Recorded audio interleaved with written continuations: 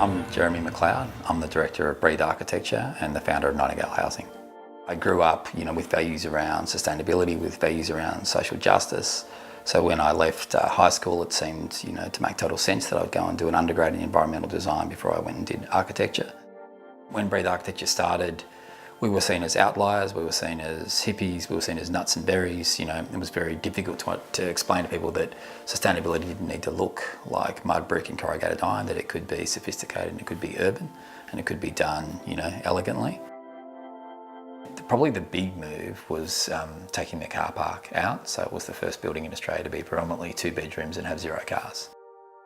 When we took out the basement car park, we saved $750,000 out of basement excavation, which then reduced everyone's apartment price by $35,000 each. The bicycle parking numbers under the planning scheme said that we needed 5 bikes and 29 car spaces. So instead we provided 0 car spaces and 72 bikes. So again, the highest proportion of bikes per residence in Australia. I think the interesting thing is it's very hard to design a community or a design for community, and what does that look like? So we looked at examples in Barcelona or Rome or Copenhagen and said, how do these villages, how do these walkable villages work? And there's a few common threads in them.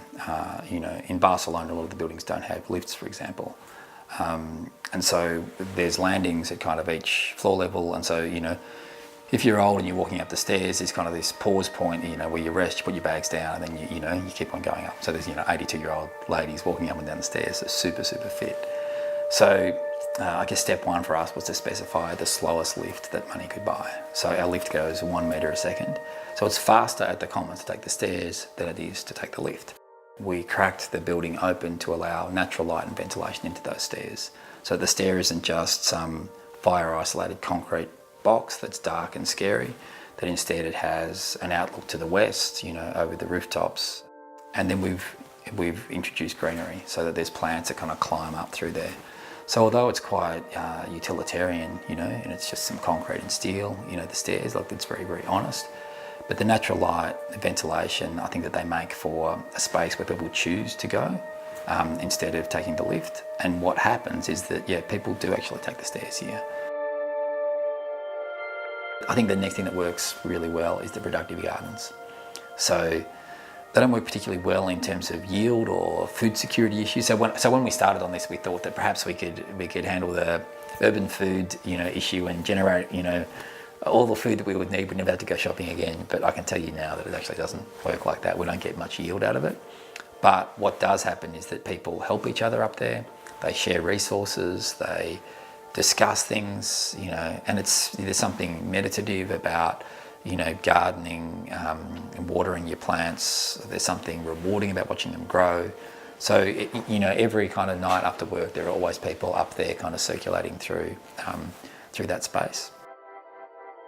And then lastly, it's the cafe, which is the interface between the commons and the broader suburb. So it's where people come to meet us here, but also where residents get together. People have similar interests, right? So the dog owners or the parents, so the people with kids, they tend to go for coffee in the morning together.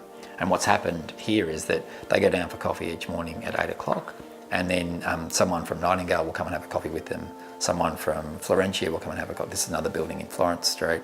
Someone from Geox around the corner. So there's other people from the neighbourhood coming together to have coffee with some of the residents from the Commons. So it's kind of this outreach piece where the Commons community starts to spread its wings and starts to tie in with the rest of the community, which is really great.